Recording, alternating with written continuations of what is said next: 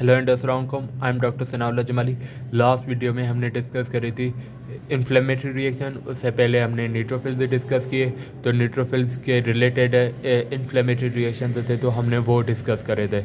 इस वीडियो में हम डिस्कस करने जा रहे हैं इज़ाइनोफिल्स को और बेसोफिल्स को इन डिटेल, जो भी इनके फंक्शन होंगे सारा कुछ हम पढ़ेंगे।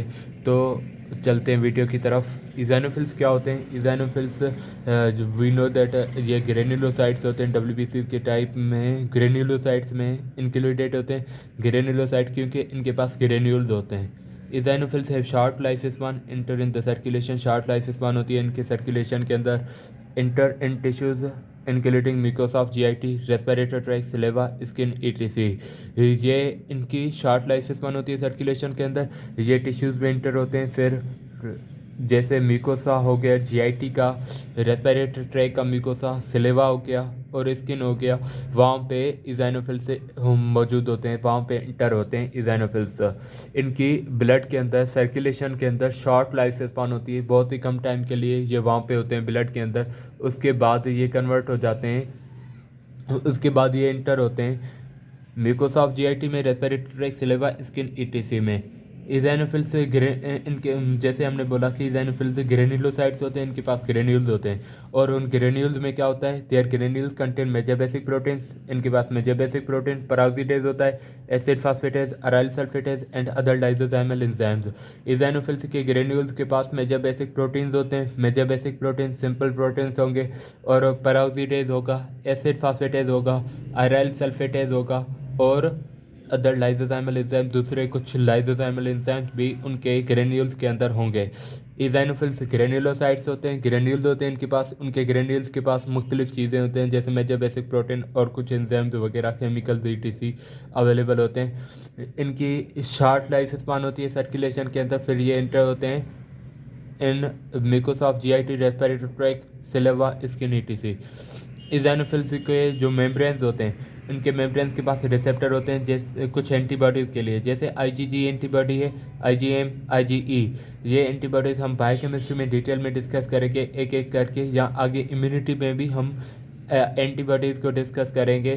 तो ये जो एंटीबॉडीज़ के टाइप्स हैं आईजीजी, आईजीएम और आईजीई, इनके रिसेप्टर्स इज़ाइनोफिल के मेम्ब्रेन्स में होते हैं। इज़ाइनोफिल के मेम्ब्रेन्स पे रिसेप्टर्स होते हैं for IgG, IgM and IgE के लिए। इज़ाइनोफिल्स वीक फेगोसाइट्स होते हैं, एग्जिबिट करते हैं कीमोटैक्सिस। जैसे हम पीछे न्यूट्रोफिल्स में हमने डिस्कस किया, वो स्ट्रॉन्ग फेगोसाइट्स होते हैं, फॉरेन पार्टिकल को जल्दी से इनकलव कर जाते हैं। लेकिन जो इज़ाइनोफिल्स हैं वो वीक फेगोसाइट्स हैं, ये फॉरेन पार्टिकल को इतनी आसानी से इनकलफ नहीं कर पाते जितनी आसानी से न्यूट्रोफिल्स कर पाते हैं। तो वीक फेगोसाइट्स हैं और ये भी कीमोटैक्सिस एग्जिबिट करते हैं। न्यूट्रोफिल्स हमने डिस्कस करी, न्यूट्रोफिल्स आल्सो एग्जिबिट कीमोटैक्सिस के, वो केमिकल के ज़रिए अट्रैक्ट होते हैं towards the site of inflammation in neutrophils. जहाँ पे ये एलर्जी कंडीशंस में या जहाँ पे इज़ाइनोफिल्स की ज़रूरत होती है वहाँ पे केमिकल्स के थ्रू अट्रैक्ट हो जाएंगे। उस प्रोसेस को कीमोटैक्सिस कहा जाता है। तो इज़ाइनोफिल्स भी कीमोटैक्सिस प्रोसेस करते हैं। ये इज़ाइनोफिल्स वीक फेगोसाइट्स होते हैं और एग्जिबिट करते हैं chemotaxis. Adrenal steroids and ACTH decrease number of circulating eosinophils by increasing their sequestration in spleen and lungs. Adrenal steroids and ACTH adrenal corticotropic hormone जो है, ये दोनों हार्मोन्स जो हैं वो नंबर ऑफ इज़ाइनोफिल्स को सर्कुलेशन के अंदर डिक्रीज़ कर देते हैं, नंबर ऑफ इज़ाइनोफिल्स को डिक्रीज़ कर देते हैं क्योंकि ये ज़्यादा अवेलेबल होते हैं, एक सेकेंड्स में अवेलेबल होते हैं। ये खुद एसीटीएच एंड एड्रिनल स्टेरॉइड्स ये खुद ज़्यादा नंबर में अवेलेबल होते हैं इन स्प्लीन एंड लंग्स। तो ये डिक्रीज़ करते हैं नंबर ऑफ इज़ाइनोफिल्स को। इज़ाइनोफिल्स क्या होते हैं? इज़ाइनोफिल ग्रेन्युलोसाइट्स होते हैं, टाइप्स ऑफ डब्ल्यूबीसीज विच आर ग्रेन्युलोसाइट्स, जिनके पास ग्रेन्यूल्स होते हैं। ग्रेन्यूल्स में major basic protein, peroxidase, acid phosphatase, aryl sulfatase और दूसरे लाइसोजाइमल एंजाइम्स होते हैं। इनकी शॉर्ट लाइफ स्पान होती है सर्कुलेशन के अंदर। ये इंटर होते हैं टिश्यूज़ में जैसे म्यूकोसा ऑफ जीआईटी हो गया, रेस्पिरेटरी ट्रैक्ट, सलेवा, स्किन, जहाँ पे मोस्टली हमें इज़ाइनोफिल्स मिलेंगे। इज़ाइनोफिल्स के मेम्ब्रेन्स के पास antibodies, for example IgG, IgM और आईजीई, इन एंटीबॉडीज़ के रिसेप्टर्स अवेलेबल होते हैं इज़ाइनोफिल्स के मेम्ब्रेन्स के पास। इज़ाइनोफिल्स वीक फेगोसाइट्स होते हैं as compared to neutrophils. Neutrophils की तरह स्ट्रॉन्ग फेगोसाइट्स नहीं होते हैं, ये वीक फेगोसाइट्स होते हैं और कीमोटैक्सिस ये भी एग्जिबिट करते हैं। एड्रिनल स्टेरॉइड्स और ACTH एड्रिनोकार्टिकोट्रोपिक हार्मोन, ये दोनों हार्मोन्स नंबर ऑफ इज़ाइनोफिल्स को डिक्रीज करते हैं because of their sequestration in spleen and lungs. उनके सिक्वेस्ट्रेशन की वजह से स्प्लीन और लंग्स के अंदर दो इंपॉर्टेंट फंक्शन होते हैं इज़ाइनोफिल्स के। एक, ये मेजर डिफेंस प्रोवाइड करते हैं against parasites specially their larval forms. जो पैरासाइट्स होते हैं हमारे जिस्म के अंदर, अगर मुख्तलिफ पैरासाइट्स आ जाते हैं, उन पैरासाइट्स के स्पेशली लार्वल फॉर्म्स जब वो न्यूली बॉर्न होते हैं तो उनके लार्वल फॉर्म्स होते हैं। कुछ पैरासाइट्स के लार्वल फॉर्म्स होते हैं जब वो न्यूली बॉर्न होते हैं। स्पेशली उन पैरासाइट्स के अगेंस्ट लार्वल फॉर्म्स, उनके लार्वल फॉर्म्स के अगेंस्ट ये इज़ाइनोफिल्स मेजर डिफेंस प्रोवाइड करते हैं। याद रखिएगा, इज़ाइनोफिल्स मेजर डिफेंस प्रोवाइड करते हैं against parasites and specially their larval forms. और ये मॉड्यूलेटर्स होते हैं हाइपर सेंसिटिविटी रिएक्शन के। हाइपर सेंसिटिविटी रिएक्शन वो अब नॉर्मल रिएक्शंस होते हैं नॉर्मल इम्यून सिस्टम के। इन्हें commonly over reaction of immune system कहा जाता है, जो अनकम्फर्टेबल या डैमेजिंग होते हैं। खुद इम्यूनिटी के, ऑटो इम्यूनिटी के खुद इम्यून सिस्टम रिएक्शंस प्रोड्यूस करती है जो ओवर होते हैं, बहुत ज़्यादा हो जाते हैं, तो उसकी वजह से अनकम्फर्टेबल, उनकी वजह से हमारे जिस्म के अंदर डैमेज होना शुरू हो जाती है। उन्हें हाइपर सेंसिटिविटी रिएक्शन बोलते हैं। और इन हाइपर सेंसिटिविटी रिएक्शंस को नॉर्मल करने में इज़ाइनोफिल्स का रोल होता है। याद रखिएगा, hypersensitivity reactions are over reactions of our immune system including allergy and autoimmunity. These may be damaging and uncomfortable, and eosinophils are used against these hypersensitivity reactions. eosinophils जो होते हैं वो hypersensitivity reactions के against use होते हैं। These provide major defense against parasites, especially their larval forms. eosinophils major defense provide करते हैं parasites के against, especially उनके larval forms के against। याद रखिएगा, इज़ाइनोफिल्स जो होते हैं वो इंक्रीज होते हैं in number. Eosinophils are increase in allergy condition due to release of eosinophilic chemotactic factor by basophils and mast cells. Eosinophils allergy conditions के अंदर इंक्रीज हो जाते हैं क्योंकि बेसोफिल और मास्ट सेल्स जो होते हैं वो इज़ाइनोफिलिक कीमोटैक्टिक फैक्टर रिलीज करते हैं। बेसोफिल और मास्ट सेल्स हम आगे डिस्कस करेंगे। बेसोफिल्स क्या होते हैं, मास्ट सेल्स क्या होते हैं। बेसोफिल और मास्ट सेल्स जो होते हैं वो इज़ाइनोफिलिक कीमोटैक्टिक फैक्टर रिलीज करते हैं। इज़ाइनोफिलिक कीमोटैक्टिक फैक्टर रिलीज करते हैं, उनकी वजह से इज़ाइनोफिल्स जो होते हैं एलर्जी कंडीशंस में इंक्रीज हो जाते हैं। तो ये डिटॉक्सिफाई करते हैं उन एलर्जीन्स को, जो एलर्जीन्स की वजह से एलर्जी कंडीशंस होती हैं, उन एलर्जीन्स को डिटॉक्सिफाई करते हैं और फेगोसाइट कर जाते हैं एलर्जीन एंटीबॉडी कॉम्प्लेक्सेस को। एलर्जीन एंटीबॉडी कॉम्प्लेक्सेस को इज़ाइनोफिल से फेगोसाइटोसाइज कर देते हैं और उनकी वजह से एलर्जी खत्म हो जाती है और ऐसे एलर्जी के अगेंस्ट हमें डिफेंस प्रोवाइड करता है। याद रखिएगा, इज़ाइनोफिल्स जो होते हैं एलर्जी कंडीशंस में इंक्रीज हो जाते हैं। जो एलर्जी क्रिएशंस हैं वहाँ पे इज़ाइनोफिल्स इंक्रीज होते हैं। क्यों? क्योंकि बेसोफिल और मास्ट सेल्स होते हैं वो रिलीज करते हैं इज़ाइनोफिलिक कीमोटैक्टिक फैक्टर। बेसोफिल और mast cells release इज़ाइनोफिलिक chemotactic factor, उसकी वजह से इज़ाइनोफिल्स इंक्रीज इन एलर्जी कंडीशन। और इज़ाइनोफिल्स क्या करते हैं, डिटॉक्सिफाई करवाते हैं एलर्जीन्स को और एंटीबॉडी एलर्जिन एंटीबॉडी कॉम्प्लेक्सेस को खा जाते हैं, फेगोसाइटोसाइज कर जाते हैं। हमने पढ़ा कि ये वीक फेगोसाइट्स हैं। याद रखिएगा, वीक फेगोसाइट्स का ये मतलब नहीं है कि ये फेगोसाइट्स बिल्कुल नहीं करते हैं लेकिन कम करते हैं। तो ये यहाँ पे एलर्जिन एंटीबॉडी कॉम्प्लेक्सेस को फेगोसाइट्स करते हैं। इज़ाइनोफिल्स डिजोल्व करते हैं क्लाट को by releasing fibrinolysin. For example, blood clot कहीं पे बन रही है किसी वजह से, प्लेटलेट डेफिशिएंसी और विटामिन के उनकी डेफिशिएंसी की वजह से, और नैरोइंग ऑफ आर्टरीज, कोई भी रीज़न की वजह से ब्लड क्लॉट बन रही है, तो उन ब्लड क्लॉट को डिज़ोल्व करवाने में किसका काम होता है, इज़ाइनोफिल्स का काम होता है। इज़ाइनोफिल से रिलीज़ करते हैं फाइब्रिनोलाइसिन। इज़ाइनोफिल्स जो होते हैं वो रिलीज़ करते हैं फाइब्रिनोलाइसिन, और फाइब्रिनोलाइसिन की वजह से वो डिज़ोल्व करवाते हैं क्लॉट को। Eosinophils clear dead tissue and bacteria from site of inflammation. Eosinophils जो होते हैं वो डेड टिश्यू और बैक्टीरिया को क्लियर कर देते हैं फ्रॉम साइट ऑफ इन्फ्लेमेशन।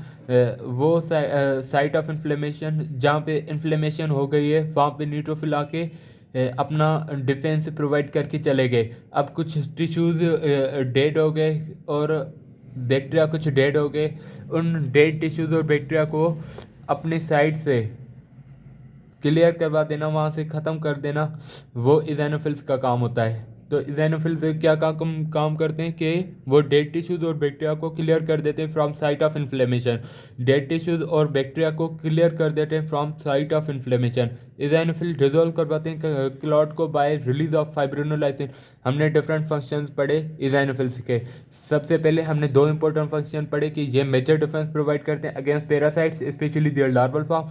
उसके बाद हमने बोला कि ये modulators of hypersensitivity reactions होते हैं। Hypersensitivity reaction over reaction of immune system होता है, जैसे एलर्जी कंडीशंस हो गए, जैसे ऑटो इम्यूनिटी हो गई, जो डैमेजिंग और अनकंफर्टेबल होते हैं फॉर आवर बॉडी। तो ये मॉड्यूलेटर्स होते हैं हाइपर सेंसिटिविटी रिएक्शन के। इज़ाइनोफिल से रिलीज होते हैं एलर्जी कंडीशन में, क्योंकि बेसोफिल और मास्ट सेल्स जो होते हैं वो इज़ाइनोफिलिक कीमोटैक्टिक फैक्टर को रिलीज कर देते हैं इन एलर्जी कंडीशन, और वो डिटॉक्सिफाई करवाते हैं किस चीज़ को, एलर्जीन को एंड एंटीजन एलर्जीन एंटीबॉडी कॉम्प्लेक्सेस को डिटॉक्सिफाई करवाते हैं एलर्जीन्स को, और फेगोसाइटसाइज करा जाते हैं एलर्जीन एंटीबॉडी कॉम्प्लेक्सेस को। इज़ाइनोफिल जो होते हैं वो डिजोल्व करवाते हैं क्लॉट को बाय रिलीजिंग फाइब्रिनोलाइसिन। इज़ाइनोफिल से dissolve clot by releasing fibrinolysin. Fibrinolysin component होता है जो क्लॉट को डिजोल्व करवा देता है, वो इज़ाइनोफिल के थ्रू प्रोड्यूस होती है। और इज़ाइनोफिल्स जो होते हैं वो क्लियर करते हैं डेड टिश्यू को और बैक्टीरिया को फ्रॉम साइट ऑफ इन्फ्लेमेशन। जो साइट ऑफ इन्फ्लेमेशन, जहाँ पे इन्फ्लेमेशन हो गई है, वहाँ पे न्यूट्रोफिल्स अपना काम करके गए, डिफेंस करके गए, बैक्टीरिया को मार दिया, और कुछ टिश्यूज़ जो डैमेज हो गए वो अब डेड टिश्यूज़ रह गए, और जो बैक्टीरिया डेड है न्यूट्रोफिल्स की वजह से, वो अब वहाँ सरफेस पे पड़ी हुई है, उन सरफेस से क्लियर करवा देना उन टिश्यूज़ को और उन बैक्टीरिया को, वो इज़ाइनोफिल्स का काम होता है। Eosinophil clear dead tissue and bacteria from the site of inflammation, जहाँ पे इन्फ्लेमेशन हुई है। तो ये सारी थी इज़ाइनोफिल्स। हमने इज़ाइनोफिल का इंट्रो भी डिस्कस किया कि क्या होते हैं, कैसे होते हैं, और उनके फंक्शंस भी डिस्कस किए। तो हम चलते हैं बेसोफिल्स की तरफ। बेसोफिल्स क्या होते हैं? Basophils are similar to mast cells. Basophils जो होते हैं मास्ट सेल्स की तरह ही होते हैं, जैसे मास्ट सेल्स होते हैं वैसे बेसोफिल्स होते हैं, सिमिलर होते हैं बहुत cells contain biologically active substances like histamine, heparin. Some are produced during activation of this cell like leukotrienes, platelet activating factors and eosinophilic chemotactic factor. ये बेसोफिल्स के पास भी और मास्ट सेल दोनों के पास कुछ बायोलॉजिकली एक्टिव सब्सटेंसेज होते हैं, जैसे हिस्टामाइन और हेपारिन हो गया। ये प्रोड्यूस होते हैं जब कुछ फैक्टर्स, कुछ सेल्स जैसे leukotrienes, platelet active factors, इज़ाइनोफिलिक chemotactic factors, जब ये सेल्स एक्टिवेट हो जाते हैं तब बेसोफिल्स प्रोड्यूस होते हैं। बेसोफिल्स और मास्ट सेल्स जो होते हैं इनके पास कुछ बायोलॉजिकल एक्टिव सब्सटेंसेज होते हैं, जैसे हिस्टामाइन हो गया, हेपारिन हो गया। और ये हिस्टामाइन हेपारिन कब प्रोड्यूस होते हैं? जब कुछ सेल्स जैसे leukotrienes, platelet activating factors and eosinophilic chemotactic factors, जब ये सेल्स एक्टिवेट होंगे तब हिस्टामाइन हेपारिन प्रोड्यूस होंगे। और हिस्टामाइन हेपारिन कहाँ पे होते हैं? बेसोफिल और मास्ट सेल दोनों के पास होते हैं। याद रखिएगा बेसोफिल्स जो होते हैं वो भी ग्रेन्युलोसाइट्स होते हैं, क्योंकि यहाँ पे भी ये बोल रहा कि इनके पास बायोलॉजिकल एक्टिव सब्सटेंसेज होते हैं, और ये बायोलॉजिकल एक्टिव सब्सटेंसेज जो होते हैं वो ग्रेन्यूल्स के फॉर्म में होते हैं। तो बेसोफिल्स ग्रेन्युलोसाइट्स होते हैं। Basophils are also granulocytes. 3 granulocytes हमने अभी तक डिस्कस किए, जिसमें न्यूट्रोफिल्स हमने पढ़ा, और इज़ाइनोफिल्स हमने पढ़ी, और अभी बेसोफिल्स। बेसोफिल्स भी ग्रेन्युलोसाइट्स होते हैं, इनके पास भी कुछ बायोलॉजिकल एक्टिव सब्सटेंसेज होते हैं, जैसे हिस्टामाइन हेपारिन हो गया। और ये हिस्टामाइन हेपारिन कब एक्टिवेट होंगे? जब मुख्तलिफ सेल्स जैसे leukotrienes, platelet activating factor, इज़ाइनोफिलिक chemotactic factor, जब ये सेल्स एक्टिवेट होंगे तब ये जो कंपोनेंट्स हैं वो एक्टिवेट हो जाएंगे, और उनकी वजह से बेसोफिल्स काम करना शुरू कर देंगे। मास्ट सेल के अंदर भी सेम ऐसे ही होता है। Basophils have highly specific cells have high affinity receptors for AC region of IG। जैसे हमने इज़ाइनोफिल्स के अंदर डिस्कस करी कि उनके मेम्ब्रेन्स के पास मुख्तलिफ रिसेप्टर्स होते हैं फॉर IgE, IgM और IgG के लिए। लेकिन यहाँ पे सिर्फ IgE जो एंटीबॉडी होता है उनका भी रीजन्स हम डिस्कस करेंगे बायोकेमिस्ट्री में। आगे इम्यूनिटी में हम डिटेल में डिस्कस करेंगे उनके मुख्तलिफ रीजन्स। तो उनके SC रीजन जो होता है IgE एंटीबॉडी का, उसके लिए बेसोफिल्स के पास हाई अफिनिटी होती है, मीन्स के उसके साथ जल्दी से बाइंड कर जाते हैं। बेसोफिल्स हाई अफिनिटी रिसेप्टर्स होते हैं, बेसोफिल्स के पास हाई अफिनिटी रिसेप्टर्स होते हैं for SC region of Ig. जो आईजी एंटीबॉडी होता है उनका एससी रीजन के लिए बेसोफिल्स के पास हाई अफिनिटी रिसेप्टर्स होते हैं, अच्छे से रिसेप्टर्स अवेलेबल होते हैं। Basophils are similar to mast cell, both contain several biologically active substances जैसे हिस्टामाइन हेपारिन हो गया, जो प्रोड्यूस होते हैं during activation of these cells like leukotrienes, platelet activating factors and eosinophilic chemotactic factors. Basophils, both cells have high specific high affinity receptors for Fc region of IgE antibody. याद रखिएगा basophils के functions जो होते हैं वो अभी तक fully clear नहीं है। ये कुछ फंक्शन कर रहे होते हैं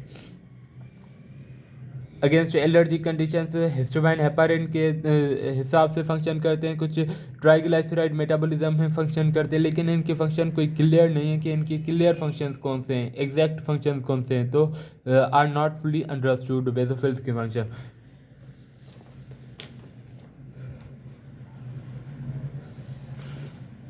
बेसोफिल से histamine account for all histamines present in the blood. Basophil का हिस्टामाइन जो होता है वो अकाउंट करता है सब हिस्टामाइंस के लिए जो ब्लड के अंदर मौजूद होते हैं। बेसोफिल से release heparin during postprandial lipemia and facilitate triglyceride metabolism via activation of lipoprotein lipase. Basophil से जो होते हैं वो रिलीज होते हैं ड्यूरिंग पोस्ट पेरेंडियल लिपिमिया, जब लिपिमिया होती है, हाइपरलिपिडमिया होती है, जब लिपिड की कोलेस्ट्रॉल की क्वांटिटी जब इंक्रीज हो जाती है नॉर्मल से, then they release heparin. Postprandial lipemia के दौरान बेसोफिल्स जो होते हैं वो रिलीज करते हैं हेपारिन को, और क्या करवाते हैं, ट्राइग्लिसराइड मेटाबॉलिज्म करवाते हैं via activation of lipoprotein lipase. As we know that lipoprotein lipase LPL वो एंजाइम होती है जो ट्राइग्लिसराइड मेटाबॉलिज्म करवाता है, तो वो इनएक्टिवेट होता है। लेकिन वो एक्टिवेट कैसे होता है, कब होगा, जब बेसोफिल से रिलीज होंगे, जब बेसोफिल से हेपारिन को रिलीज करेंगे। जब बेसोफिल से हेपारिन को रिलीज करेंगे तब ये एलपीएल लिपोप्रोटीन लाइपेज एक्टिवेट हो जाएगी और उसकी वजह से ट्राइग्लिसराइड मेटाबॉलिज्म होगी। Basophils and mast cell both are involved in hypersensitivity reactions. पीछे हम डिस्कस करके आए कि इजाइनोफिल्स भी हाइपरसेंसिटिविटी रिएक्शंस करवाते हैं, और बेसोफिल और मास्ट सेल जो होते हैं दोनों इन्वॉल्व होते हैं हाइपरसेंसिटिविटी रिएक्शंस के अंदर। याद रखिएगा बेसोफिल और मास्ट सेल जो होते हैं दोनों इन्वॉल्व होते हैं in hypersensitivity reactions. Hypersensitivity reactions, overreactions of immune system which are damaging and uncomfortable। जो डैमेजिंग अनकम्फर्टेबल हो गया जैसे एलर्जी हो गया और ऑटो इम्यून डिजीज, वो हाइपरसेंसिटिविटी रिएक्शंस है। इन रिएक्शंस के अंदर बेसोफिल्स जो होते हैं, मास्ट सेल्स जो होते हैं वो डिफेंस प्रोवाइड करते हैं। Basophil histamine account for all histamines present in the blood. Basophil histamine जो होता है वो जो भी हिस्टामाइन ब्लड के अंदर मौजूद होते हैं वो सबके लिए रिस्पॉन्सिबल होता है। बेसोफिल से रिलीज करते हैं हेपारिन को during postprandial lipemia and facilitate triglyceride metabolism via activation of lipoprotein lipase. Basophil से हेपारिन को रिलीज करते हैं जब पोस्ट पेरेंडियल लिपिमिया होता है, तब हेपारिन को रिलीज करते हैं, और हेपारिन जो होता है वो एक्टिवेट करवा देता है लिपोप्रोटीन लाइपेज को, उसकी वजह से ट्राइग्लिसराइड मेटाबॉलिज्म होती है। ट्राइग्लिसराइड मेटाबॉलिज्म कौन करवाता है, बेसोफिल्स करवाते हैं via activation of lipoprotein lipase. Basophils और मास्ट सेल्स जो होते हैं इन्वॉल्व होते हैं हाइपरसेंसिटिविटी रिएक्शंस के अंदर। तो इस यहाँ तक हमने डिस्कस किया बेसोफिल्स क्या होते हैं और कैसे अपना फंक्शन परफॉर्म करते हैं। आगे हमारे पास कुछ टर्म्स हैं। ग्रेनुलोसाइटोसिस जो होता है कंडीशन होता है जिसमें बोन मेरो जो होती है ग्रेनुलोसाइट्स प्रोड्यूस नहीं कर पाती, वो कंडीशन जिसमें बोन मेरो सही से ग्रेनुलोसाइट्स प्रोड्यूस नहीं कर पाती उसे ग्रेनुलोसाइटोसिस कहा जाता है। Condition in which bone marrow fails to produce granulocytes जैसे न्यूट्रोफिल्स हो गए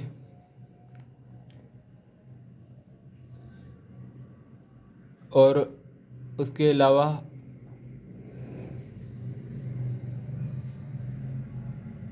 इजाइनोफिल्स, और तीसरा है बेसोफिल्स। जब बोन मेरो ये तीनों न्यूट्रोफिल्स, इजाइनोफिल और बेसोफिल्स को सही से प्रोड्यूस नहीं कर पाती तो उस कंडीशन को ग्रेनुलोसाइटोसिस कहा जाता है। जब ये कंडीशन होगा, जाहिर सी बात है, हमने डिस्कस करी तीनों के फंक्शंस। न्यूट्रोफिल्स इन्फ्लेमेटरी रिएक्शंस में मेन होते हैं, इजाइनोफिल्स एलर्जी कंडीशंस में, हाइपर सेंसिटिविटी रिएक्शन में, पैरासाइट्स के अगेंस्ट यूज होते हैं। बेसोफिल्स भी इंपॉर्टेंट होते हैं जो हाइपर सेंसिटिविटी रिएक्शंस में यूज होते हैं, जो ट्राइग्लिसराइड मेटाबॉलिज्म करवाते हैं। ये सारे अगर ये सारा कुछ अगर एब्सेंट हो गए हमारे जिस्म के अंदर तो बॉडी अनप्रोटेक्टेड होगी against invading organs and toxins. Body is unprotected against invading organs and toxins when granulocytosis occur। जब ग्रेनुलोसाइटोसिस होगा तो बॉडी अनप्रोटेक्टेड होगा अगेंस्ट इन्वेडिंग ऑर्गन। कोई भी ऑर्गन अगर आएगा जैसे बैक्टीरिया फॉरेन पार्टिकल आ गया या टॉक्सिन्स कोई भी टॉक्सिन केमिकल आ गया तो बॉडी अनप्रोटेक्टेड होगी against that toxic particle. Condition जिसमें बोन मेरो फेल हो जाती है टू प्रोड्यूस ग्रेनुलोसाइट। वो कंडीशन जिसमें बोन मेरो सही से ग्रेनुलोसाइट्स प्रोड्यूस नहीं करती इस कंडीशन को अग्रेनुलोसाइटोसिस कहा जाता है। फॉर एग्जांपल ग्रेनुलोसाइट्स में न्यूट्रोफिल्स, इज़ाइनोफिल्स और बेसोफिल्स तीनों हैं। तीनों अगर प्रोड्यूस नहीं होंगे तो बॉडी अनप्रोटेक्टेड होगी अगेंस्ट इन्वेडिंग ऑर्गन। जो फॉरेन पार्टिकल आएगा या टॉक्सिन आएगा उसके अगेंस्ट अनप्रोटेक्टेड होगी। उसके बाद ल्यूकेमियाज। ल्यूकेमियाज किसे बोलते हैं? Greatly increase production of WBC due to cancerous mutation. जब कैंसरस म्यूटेशन होगी उसकी वजह से WBCs नंबर इंक्रीज हो जाएंगे। जब WBCs की प्रोडक्शन इंक्रीज होगी उससे हम ल्यूकेमिया बोलते हैं। जब कैंसरियस म्यूटेशन की वजह से जब WBC प्रोडक्शन इंक्रीज हो जाती है उससे उस कंडीशन को ल्यूकेमिया बोला जाता है। What is leukaemia? Greatly increase production of WBC due to cancerous mutation, उसे ल्यूकेमिया बोलते हैं। Leukocytosis increase number of normal WBC in blood. Increase number of normal WBC in blood उसे ल्यूकोसाइटोसिस कहा जाता है। Increase number of normal WBC in blood उसे leukocytosis कहा जाता है। तो ये कुछ कंडीशंस टर्म्स हैं ग्रेनुलोसाइटोसिस, ल्यूकेमियाज और ल्यूकोसाइटोसिस। इनके साथ हम ये वीडियो यहाँ पे एंड करते हैं जिसमें हमने डिस्कस करी इज़ाइनोफिल्स और बेसोफिल्स को। होप ये वीडियो आप लोगों को समझ आया होगा। और एक बात कि अगर ये जाहिर सी बात है अगर फर्स्ट टाइम आप सुन रहे होगे तो कुछ चीज़ें समझ आएंगी और कुछ चीज़ें समझ नहीं भी आ सकती। तो उसकी वजह से आप वीडियो को दोबारा भी देखें क्योंकि ये 10 मिनट 20 मिनट अगर आपने 2 मरतबा वीडियो देख ली तो आपकी कंसेप्ट बहुत अच्छे बनेंगे। और अगर आप बुक को फिर रीड करेंगे तो आपको इजीली बुक समझ आ जाएगा। और ये जो नोट्स है मैं यूज़ कर रहा हूँ इनका नाम मोनोज है, मोनोज की नोट्स है। और ये बहुत अच्छे नोट्स हैं जो गाइडेंस है शेरवुड और गैनिंग तीनों से सारा कुछ पॉइंट से लेके जो भी इम्पोर्टेंट है वो सारा कुछ लेके प्रोसेस यहाँ पे लिखा हुआ है इन नोट्स के अंदर, तभी मैं इन नोट्स को यूज़ कर रहा हूँ। तो अगर ये नोट्स भी आप लोगों को चाहिए तो you can message me on Facebook और आइदर टेलीग्राम चैनल ज्वाइन कर ले, वहाँ पे भी आप मैसेज कर सकते हैं जिनकी लिंक्स डिस्क्रिप्शन के अंदर हैं। तो मैं ये नोट्स आप लोगों को सेंड कर दूँगा। तो मिलते हैं नेक्स्ट वीडियो में, आगे हम डिस्कस करेंगे WBCs को या उनके क्लिनिकल्स को। तब तक के लिए अल्लाह हाफिज़। Thank you so much.